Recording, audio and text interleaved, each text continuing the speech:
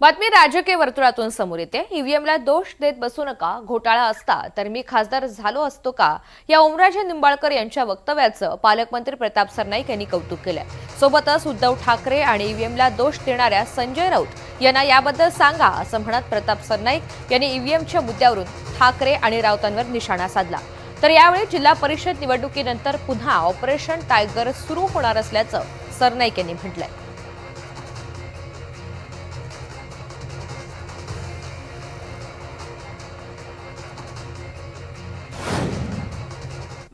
महत्वाची गोष्ट, मशनीला नावं ठेवू नका, मशनीला नावं ठेवू नका। काय काही जण म्हणतात मशनीत घोळ आहे। अरे मोदी साहेबाला महत्वाची निवडणूक कोणची होती? लोकसभेची होती का नगरपालिकेची? मग घोळ लोकसभेलाच केला असताना घोळ झाला असता तर ओमराजे खासदार झाला असता का? हे लक्षात आलं का? मशनीत घोळ नाही।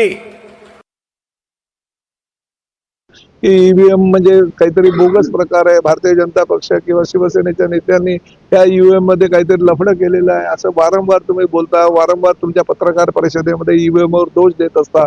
जिंकून आल्यानंतर ईव्हीएम चांगली आणि पराभूत झाल्यानंतर ईव्हीएम वाईट, अशा प्रकारची भूमिका शिवसेनेच्या माध्यमातून आमच्या लोकांनी कधी घेतलेली नाही, परंतु तुमच्या लोकांनी मात्र सातत्याने ती भूमिका घेतलेली आहे। त्यामुळे ओमराजे निंबाळकरांचं ह्या बाबतीत तरी निदान कौतुक करायला हरकत नाही। त्यांनी आपल्या नेत्यांना त्या संदर्भात सांगायला पाहिजे।